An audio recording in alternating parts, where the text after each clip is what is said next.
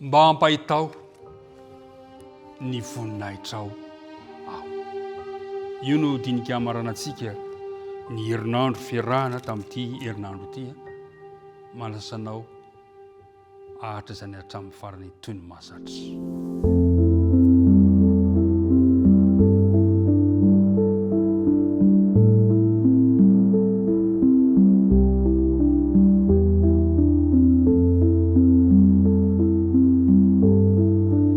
Miaraba antsika tsiraray avindray.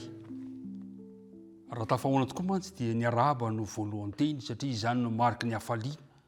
Izany ihany koa mariky ny fiarahana takan'izao. Ka dia amin'ny anaran'ny tompo ilay ity antsika no anolorana ny araba mba hampirarian-tsoa ho anao sy ny ankonanao ka ny fiadanana ny anjaka amintsika tsirairay avy. Andeha ary araka hivavaka isika milohan'izao dinidinika izao. Andriamanitra rainay misaotrany amin'ny fitiavanao anay, misaotrany amin'ity fotoana ity, mamela ny ilokay ary aka mba ho vita fihavanana aminao zahay. Raha andinika ny teninao ry izahay ankehitriny dia ampitoery ao tenatinay ny fanena masina, ny vavaka tononona sy ngatana aminaran'i Jesosy. Amen. Tadidinao ve ilay andinina tao tadina Exodus 7:30 ka ny andinina fahinana sy fafito. Teny mahafinaritra maneho ny fanambaran'Andriamanitra ny amin'ny tenany ary Jehovah nandalo teo anatriny ka niantso hoe Jehovah, Jehovah Andriamanitra mamindra fo sy miantra, maro-po sady be famindram-po sy famarinana, mitahiry famindram-po an'ny olona rivo mandimby, mamela heloka sy fahatsoana ary fahotana kanefa tsy mety manamarina ny meloka fa mamaly ny heloko ny ray amin'ny zanaka sy ny zafy hatramin'ny zafy afy sy ny zafin-doalika. Mila mitombo tahaka ny Mosesy isika tsirairay avy. Inona tokoa moa no mitranga rehefa tsy mitombo isika? Rehefa tsy mitombo dia maty. Ary izay nahatonga ny Paoly teny amin'ny Petera 2:3-4 manao hoe fa mitombo amin'ny fahasoavana sy ny fahalalana an' Jesosy Kristy tompontsika sy mpamonjy azy. Ho azy any ny voninahitra ankehitriny sy mandrakizay. Amen. Mila mitombo. Atovy etaeta am-ponao ny mitombo amin'ny Kristy isan'andro isan'andro. Ka mianatra isan'andro isan'andro amin'ilay oniversiten'Andriamanitra, amin'ilay sekoly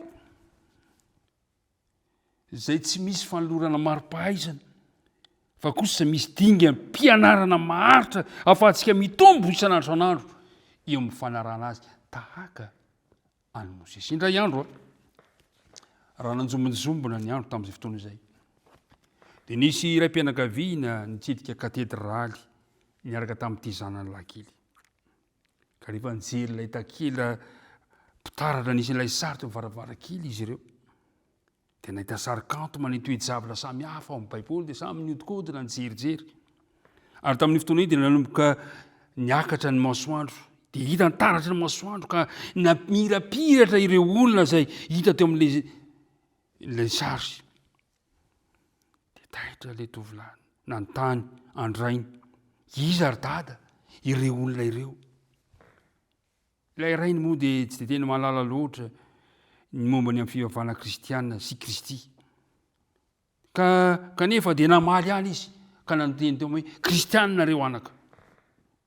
Tena nitoetra betsaka tao an-tsain'ilay zazalahy io sary mamirapiratra io.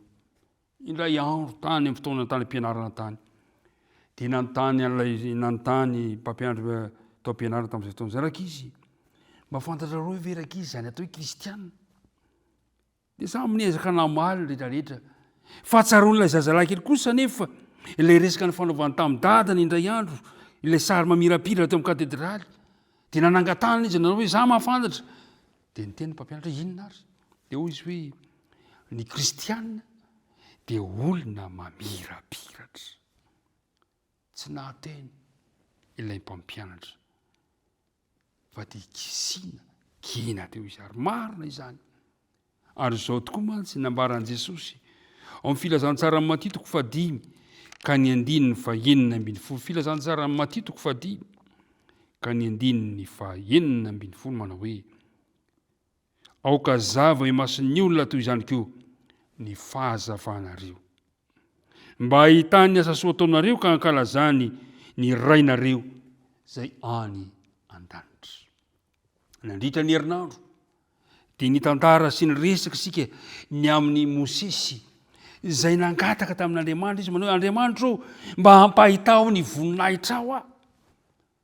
Tamin'ny herinandro ity isika dia nandinika Mosesy ny amin'ny taridarana be dehibe na ahafahany mitombo amin'Andriamanitra. Niaona mandrakariva teo amin'Andriamanitra teo amin'ny tranon'ilay fihaonana izy. Ka nangataka tamin'Andriamanitra, Andriamanitra ampafantary lalanao, alalako anao, ampahitao ny voninahitra ao ary dia nampaseho amin'Andriamanitra teo Mosesy ny fahatsarany.